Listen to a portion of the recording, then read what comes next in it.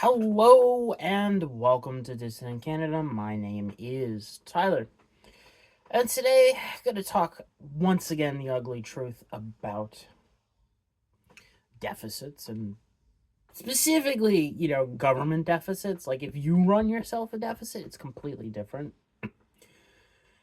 I know I went mostly over this shit like a couple weeks back when I was talking about Canada's largest deficit that's coming out because they keep pushing that back of releasing that. But like there is an ugly truth about it. Governments are allowed to run massive deficits. Are there consequences to it? Absolutely. But they're absolutely allowed to, as you can see by bond markets. It's still being bought. And that's what this video is going to be about is there's no known breaking point. Like nobody knows, all right, what is the debt to GDP ratio where it just breaks a bond market in the current iteration of the system, all right? Conventional wisdom that says the United States, which is over 100% debt to GDP, should be broken. It's not. It's still working, and it's probably going to hit pretty close to 40 trillion the end of this year. I'm just watching, like, we've only got a couple months left, but it's at 37.86. So, it's going to hit there. To say that, like, public debt to GDP, like, it does matter, but, like, to the bond market, all you got to do is look at it Japan. Like, I have the US debt clock.org pulled up, and you can go to the world debt clock, and Japan's up there. It is almost at 300% public debt to GDP. People are still buying bonds. Now, I mean, right now, it's mostly what you've got some shenanigans going on with the Bank of Japan. But, like, you would think that there wouldn't be a yen carry trade, and yet there still is. So, let's really get into this. Like, government debt, since it started to explode after World War II, has been used as a collateral in the banking system, right? It is a leveraged collateral, by the way. So you can take there's multiple forms of leverage with bonds. There's basically two. There's rehypothecation, which is using a single piece of collateral, in this case, say, a 10-year bond, more than once. All right. Best estimates that I have is that U.S. bonds are leveraged at, say, 19 to 20 times the rehypothecation. Everybody else is going to be probably lower than that because, as can be seen by the yield curve of the last couple years, United States has the primo bonds that everybody wants. Regardless of people saying, they're deleveraging. Look at the yield curve, which, maybe I should pull that up too, because it is important that I need. Oh, right, bonds weren't trading yesterday, so all I have is Friday's graph pulled up, which most of the curve is still inverted or on its way to inversion, which is below the target. Anyways, so because, well, let me get back on track. There's a second form of leverage, which is your standard leverage. You can put up a piece of collateral, and then depending on how trustworthy you are, you can get from like 5 times to like 100 times its amount in digital cash to go play with. So if you have $1 billion you can get anywhere. $1 billion in bonds you can get anywhere from $5 billion to of liquid cash to go play with, or like 100 billion or 101 billion, depending on how they do their calculations. So like that's a lot of money, and that's the entire system. The entire system, all right. When you mostly transact, all right, you're like, say you're using your debit card, all right. As long as you're not using physical cash, the likelihood that the money you are paying with is actually produced by a leveraged debt play is extremely high. So every time money is paid back in the debt, it's money is destroyed from the system. So you're constantly keeping a massive amount of demand. So, as can be seen mostly around the world right now, there are a few hotspots where bonds are going screwy and going higher, but they're mostly going lower for the most part because they're seen as safety, because you can use them to get loans, but they're also money plus. So, like, the real ugly truth, all right, that nobody wants to realize, that as long as the financialized economy is doing well, there is, and when I say well, when it's the only one that's doing well, all right, there is a massive demand for bonds. So government debt has to go up. It's the ugly truth. There is a demand. It is needed in the system right now. And I don't know if there is a way around that.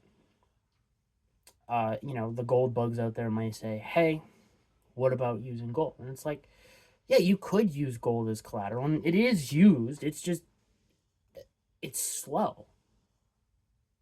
Why are you going to take the risk, all right, of, as a bank, right, having gold put up as collateral, like you're taking the gold as collateral, right? It's, in like some third-party location, because it's got to be in like escrow or whatever, or, stored somewhere. Why are you going to take the risk that if you have to liquidate the position, all right, that you have to then secure the gold from wherever it is, get it to you, do your proper accounting of it, weigh it, see how much it's worth, blah, yada, yada, yada, all the normal stuff you would do. And then you have to liquidate it. You have to sell to recoup your costs on your position, because a bank, all right, has to have their liabilities and assets in check at all times. It's not even like a regulatory thing. They need to have it in balance to continue operation. And because gold is so slow, I don't see banks transitioning to that. Central banks, yes, because it's an asset on their balance sheet that like, if they run into problems, and by problems I mean the government that controls them runs into problems, you can sell it off or trade it with another government for stuff. Like, look right now, India, all right? India's having some troubles. If they need, farm equipment, or,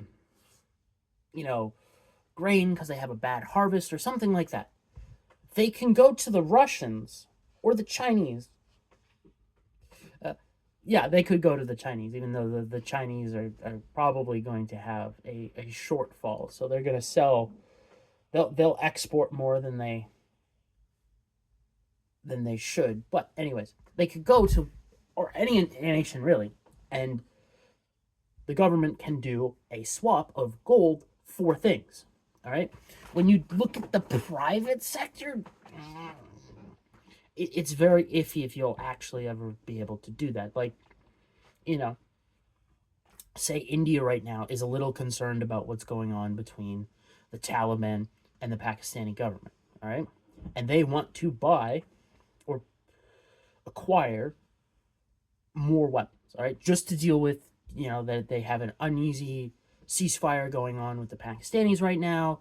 They don't know what's going to happen. They want to, again, they just want to feel a little bit more comfortable, so they want some arms of some variety. Lockheed Martin isn't going to sell them F-15s, right? Let's just bypass the have to get approval by the United States, all right? They're not going, like, Lockheed Martin isn't going to sell jets or missiles for gold. They need greenbacks because of the debt problem. Like, they have so much debt, and this is every company on earth, that they need the cash. And, like, the time between taking the gold and liquidating the gold is so long that they can't, they need the cash. So, like, the Indians could sell it, get the cash, and grab it. Or they could go to a government and say, hey, we'll put this up as collateral against a loan, as you're likely going to see with the Argentina credit swap line thing that's going on with the United States, is the real world assets of the Argentinian people, such as rare earth minerals and the energy sector that's there, the energy that's available, is the collateral, all right? But gold is so slow. And same with, like, minerals and everything. Like, that's great. I mean, the United States is basically just buying access to that stuff, not... I mean, if push comes to shove with the Argentinians start acting up, the United States will absolutely seize mines, especially under Donald Trump. But, like, there's really no other form of collateral that is safe enough, right, other than government bonds. So it's why everything is hedged off of that, all right? Like, maybe you're a crypto bro out there and you're like, well, what about crypto? Crypto's too volatile. It's too volatile. Like, Bitcoin swung in terms of Canadian dollars.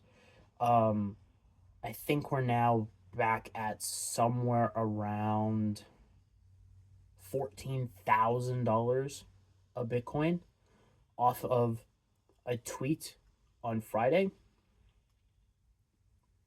Or at the time of recording, like, Bitcoin's too volatile. If it's stabilized, like, if Bitcoin grew, 4 or 5x, and it stabilized the price fluctuations, maybe, because, like, crypto's fast, all right?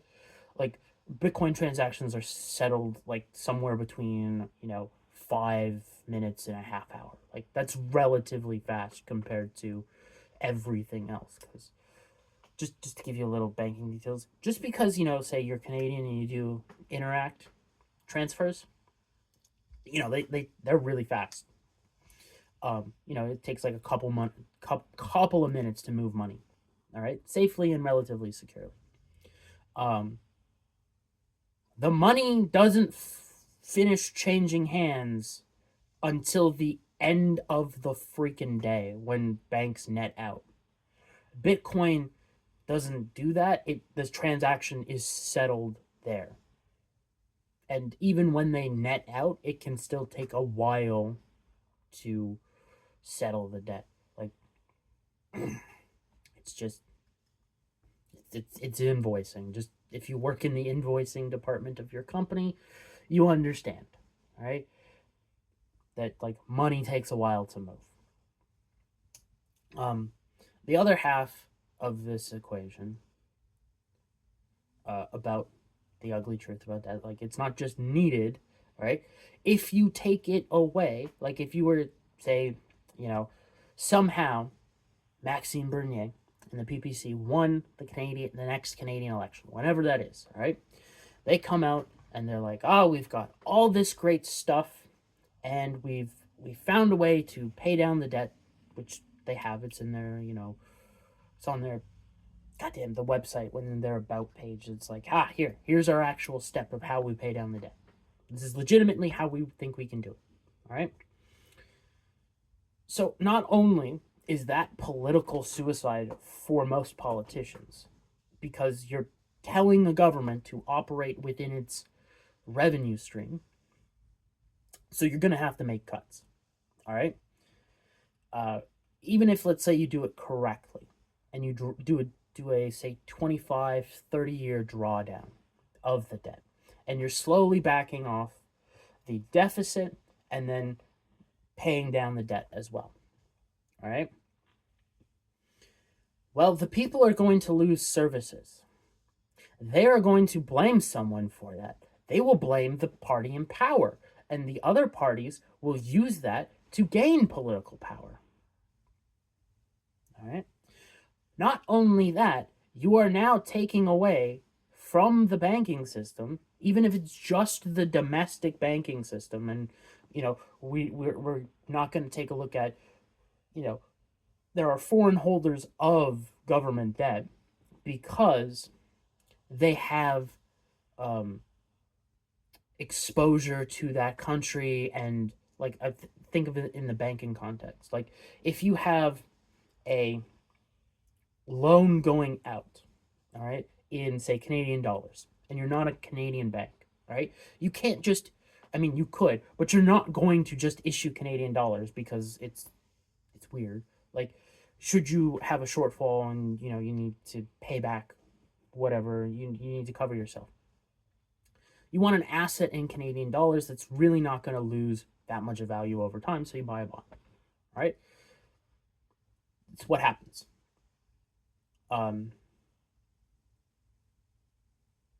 So it's not just domestic, but I'll focus on the domestic. All right. So you take the collateral away from the system. So now there's much less money in the system. All right. Now it's not going to get down to the where you just have what is Jesus, what's it called? The base money supply, which would be coins, physical dollars, and whatever bonds are left on that are slowly being drawn down. That would be your M0 supply. That is your base money supply. Right? It's not going to be just that, but you'll go from what are we? I think we have 4 trillion, something like that. Is the total? Here, let me just pull up. Canada E1, right? E1 money stats, okay? Is it E1? Jesus. Canadian money.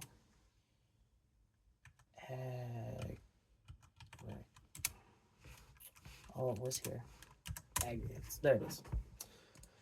I should have this just pinned. What are we at? Give me the... Yeah, formally... Why did E1 not get me? What are we at? M2 adjusted. Oh, okay. So M2 unadjusted, because that's just raw data, is 2.6 trillion. Really? That's it? Oh, we're at 4. Ah, right. They do this. It's weird. Because it's M2 and then M2 gross, right? So M2 gross, which is 3.3.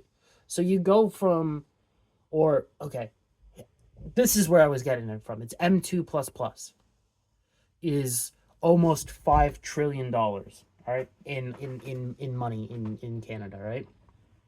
That's a massive amount, and like the money supply is dirty. So you would probably go from that in the drawdown from having right around, like, we'll probably be on pace. Oh, I was reading the wrong thing. We are at 5 trillion M plus 2 as of recording this. This is from what?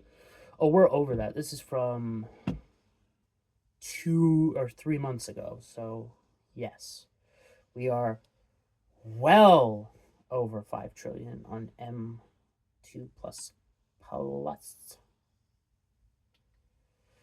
Yeah, because unadjusted, it's over.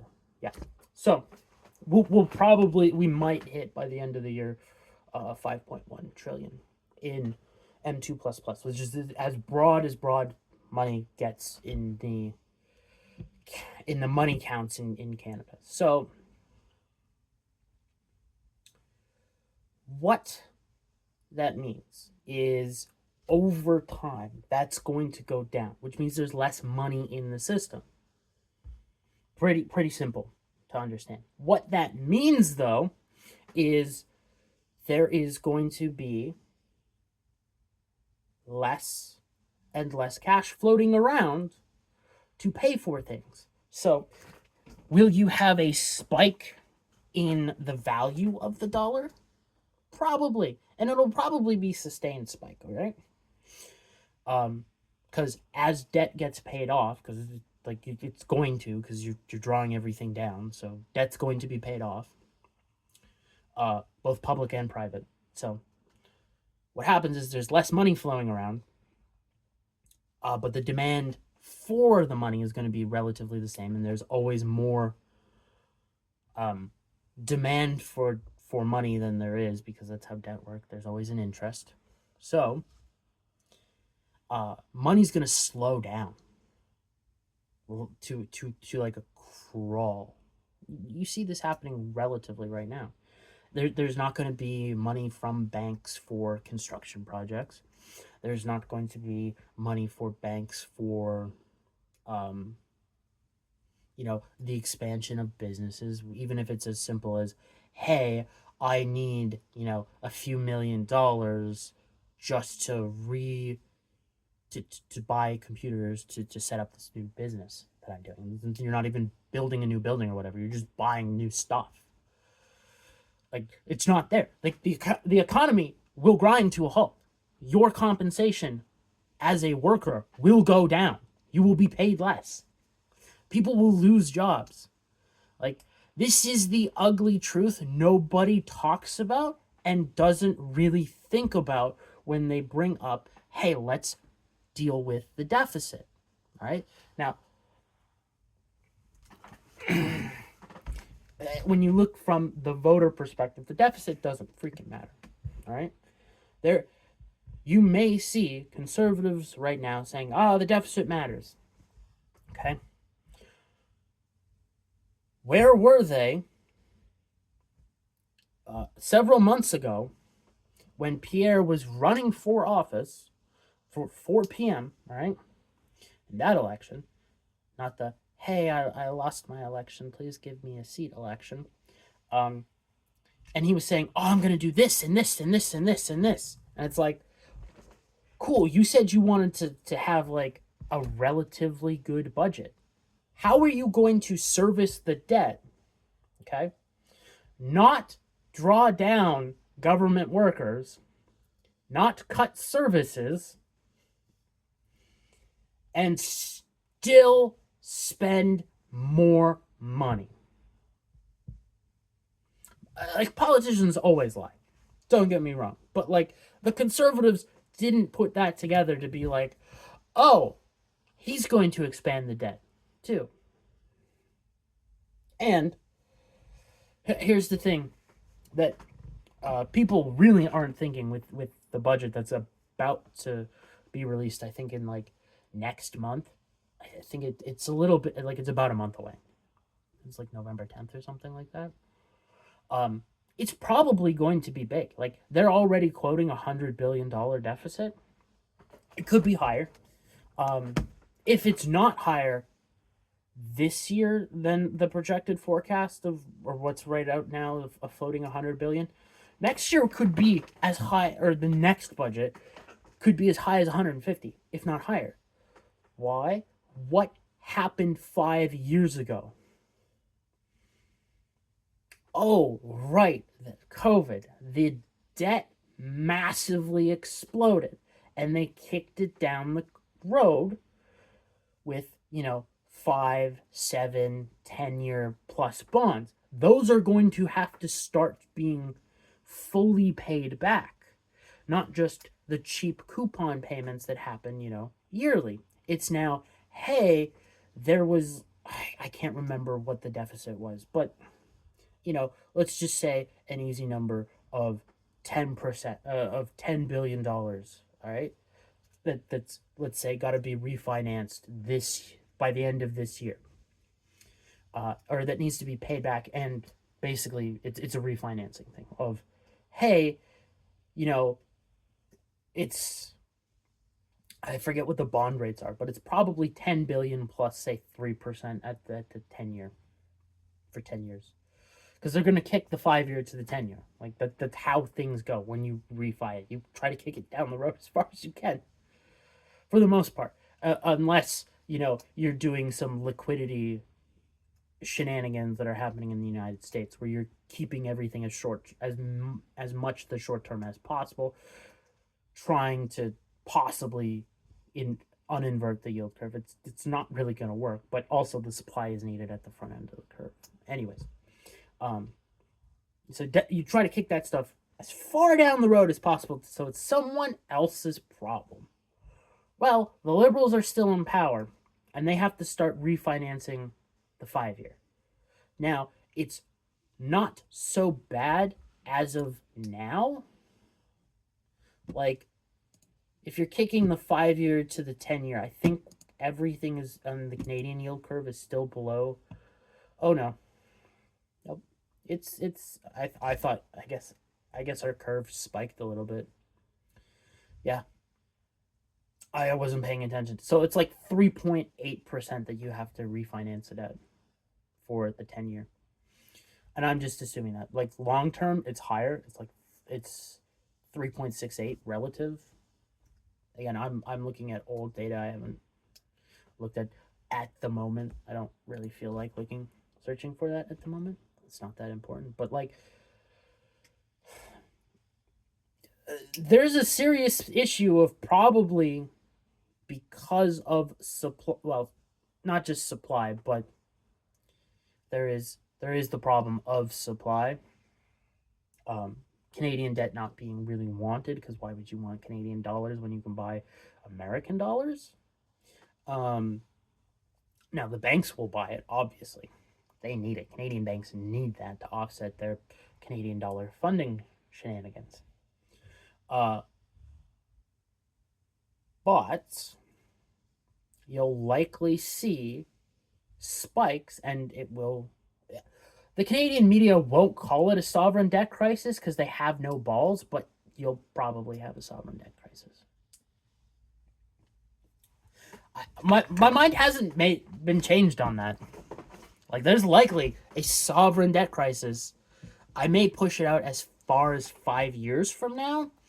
I don't think it will take that long. You could literally see it as early as next year, the beginning phases of it. Like, you could even say right now you're starting to see it, because interest rates are what is the overnight rates in Canada? It is 2.5%. So I wouldn't say you're starting, because the long term is only 1.18% higher than the overnight rate.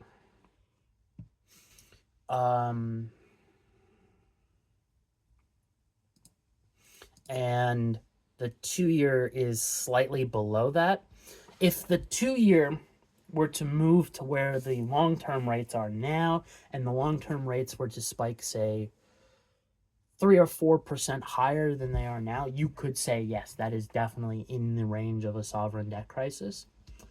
And you could, again, as soon as the budget comes out, you could see that happen, which is probably why they're kicking it down the road as far as they can. They probably fear a sovereign debt crisis, which realistically they shouldn't, because there's a market for the debt. And if it goes higher, there's more of a market for the debt because of the way banks work. But yeah, this is the ugly truth about government freaking deficits. They are important to the system. The system needs them to function. The system no longer knows how to function without the government debt. That's the real problem.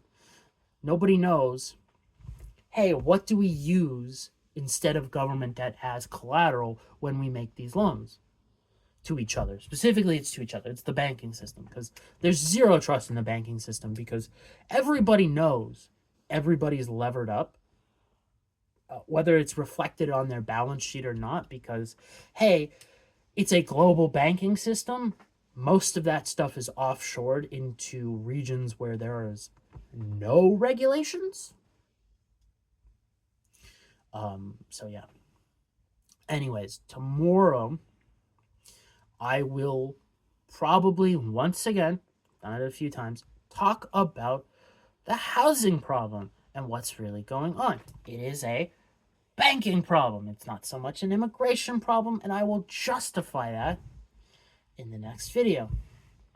And maybe there might be a bonus episode this week, and because the No Gods, or no, not No Gods, I was thinking No Gods, No Kings, but it's the No Kings protest on the 18th, so maybe Sunday, but it also could be Monday. We'll see how lazy I feel.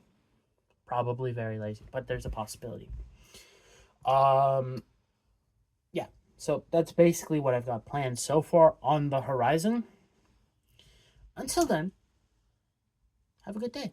See you tomorrow with talking about immigration and the housing problem, which is not an immigration problem. And again, I will justify my position on that fairly well. Until then, see ya.